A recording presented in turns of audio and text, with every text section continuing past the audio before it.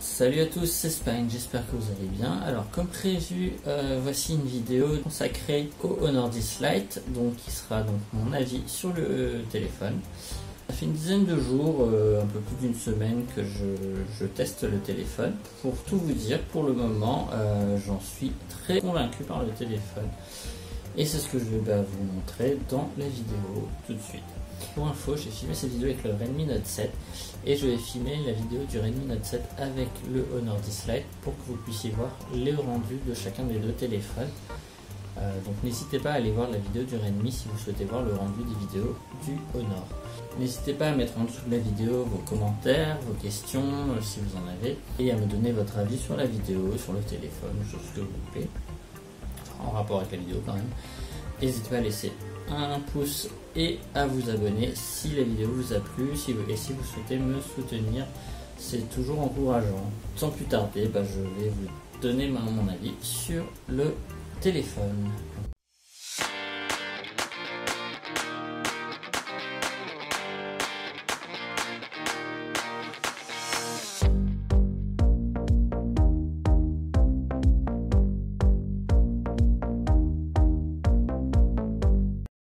Comme dit en introduction, donc ça fait un petit peu plus d'une semaine, 10 jours que je teste le téléphone. Donc je l'ai utilisé en téléphone secondaire avec une carte SIM. J'ai essayé d'installer des applications que j'utilise couramment, genre Messenger, Discord, quelques jeux, etc. Et comme ça pour me rapprocher le plus possible de mon utilisation habituelle. Et franchement, pour le moment, de ce que j'ai vu, je suis très satisfait du téléphone. Pour rentrer plus en détail, donc je ne rappellerai pas les caractéristiques techniques, je vous invite à regarder l'ancienne vidéo, donc l'unboxing du téléphone pour ça. Première chose, l'interface est plutôt sympa, donc il y a la surcouche de Honor, mais bon, elle est ce qu'elle est. On aime ou on n'aime pas, je vous invite à regarder les captures que j'ai prises pour vous faire une idée. Moi je la trouve plutôt sympa, elle n'est pas extraordinaire, elle est ni moche ni belle, enfin, c'est très coloré. Après bon, j'ai pas changé le fond d'écran, mais bon, vous pouvez tout personnaliser.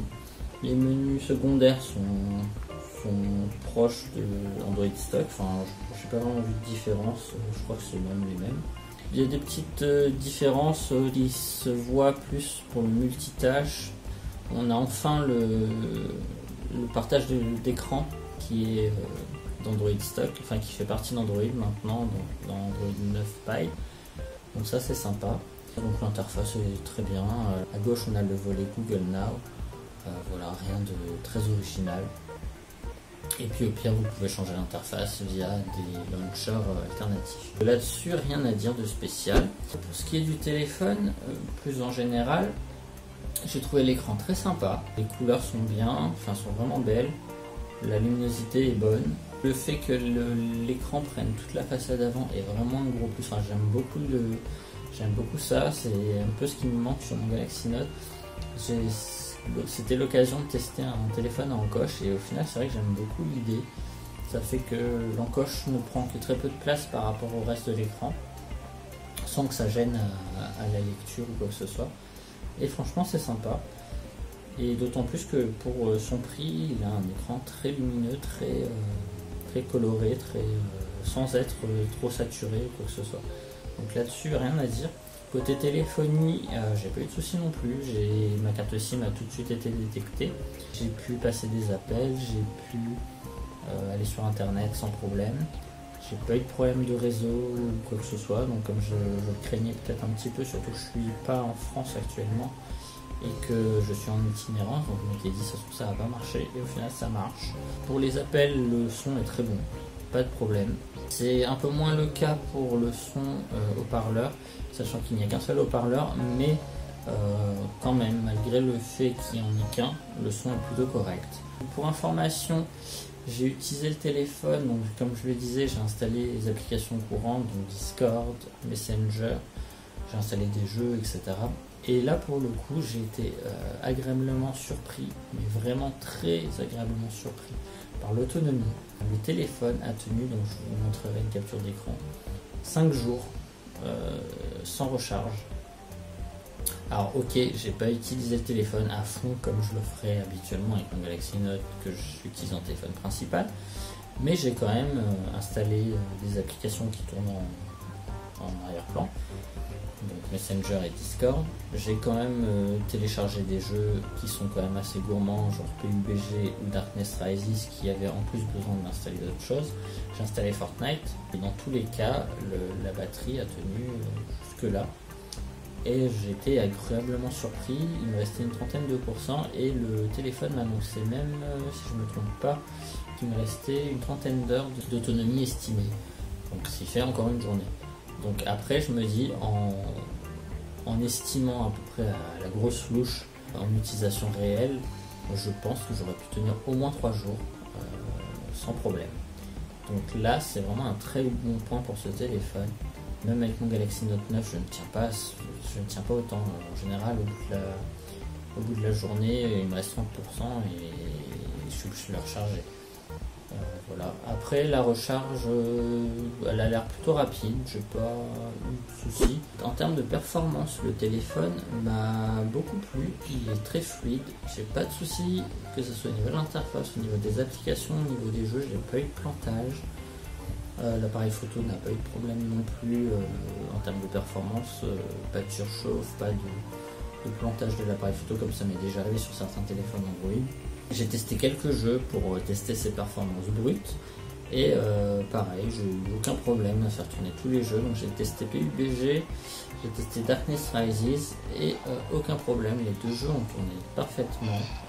Ils sont fluides, ils sont plutôt beaux. Pour information, j'ai aussi testé Fortnite, mais pour les fans du jeu et pour les plus jeunes, le jeu ne tourne pas sur le téléphone car il n'est pas compatible avec le processeur du téléphone. Ça peut peut-être changer au cours du temps, mais pour l'instant c'est pas le cas et rien ne dit que ça va être le cas plus tard. Donc si vous comptiez jouer à Fortnite, sachez qu'il ne tourne pas. Alors, en dehors de Fortnite, tous les autres jeux ont l'air de tourner sans problème. Je vais vous parler aussi donc, de la partie qui peut intéresser pas mal de monde, donc c'est la partie photo. Les photos de la partie dorsale sont très bonnes pour un téléphone à ce prix-là. Ça ne vaudra pas un appareil photo numérique professionnel ou un haut de gamme, c'est sûr, mais ça fait largement le taf. J'ai été surpris par l'appareil photo frontal, donc celle-ci, qui prend des photos donc, de 24 mégapixels, je me rappelle, et qui sont très belles et franchement assez sympa. J'ai vu que les photos étaient de meilleure qualité par exemple que mon Galaxy Note 9 qui coûte quand même beaucoup plus cher, 5 fois plus cher, enfin en tout cas à son prix d'origine. Petite information, les appareils photo ont ce qu'ils appellent le mode AI caméra qu'on peut voir sur le dos. Et en fait, ça correspond tout simplement à un mode, donc comme je le pensais, automatique. Mais ce qui est sympa, c'est que ça va s'adapter en fonction de ce qu'il capte. Par exemple, si on prend des photos de végétation, il va se mettre en mode végétation. Enfin, je ne sais plus le nom du mode, mais en gros, voilà. Si on prend un portrait, il va se mettre en mode portrait et rendre le fond plus flou, etc., etc. Et ça, j'ai trouvé que c'était vraiment intéressant. Ça donne bien cette impression de smartphone, donc qui veut dire en soi téléphone intelligent, et là on a vraiment un sentiment de téléphone intelligent, c'est-à-dire que le téléphone va vraiment s'adapter en fonction de la situation tout seul, et on n'aura pas à nous besoin de le mettre comme ça se fait souvent jusqu'à maintenant sur le téléphone. Je suis même pas sûr que sur mon Galaxy Note j'ai ce genre d'option, et pourtant je trouve ça vraiment super sympa. On peut très bien l'enlever, il n'y a pas de souci, mais en tout cas c'est bien foutu et ça réagit vraiment très vite. Enfin, j'étais agréablement surpris. Pour ce qui est des points positifs et des points négatifs, donc pour les points négatifs, un point que j'avais déjà souligné dans l'unboxing du téléphone, c'est l'absence de Wi-Fi 5 GHz, qui pour moi est un gros manque, puisque le 5 GHz est plus stable et plus rapide que le 2,4 GHz, qui fait que potentiellement quand on a besoin de Wi-Fi, c'est quand même mieux. Et là je le sens là où je suis, puisque la box est de l'autre côté de la maison. Et du coup, les téléchargements sont moins stables et moins rapides. Et donc j'ai un peu galéré à télécharger des choses, ou même à regarder des vidéos sur le téléphone qui du coup a tendance à se déconnecter. Donc ce qui fait que les vidéos elles coupées. Et je devais attendre que ça reprenne pour pouvoir regarder. Deuxième défaut, l'absence de port USB type C. Je trouve ça un peu dommage aujourd'hui. qu'on n'ait pas un port USB type C, maintenant que c'est devenu plus ou moins la norme.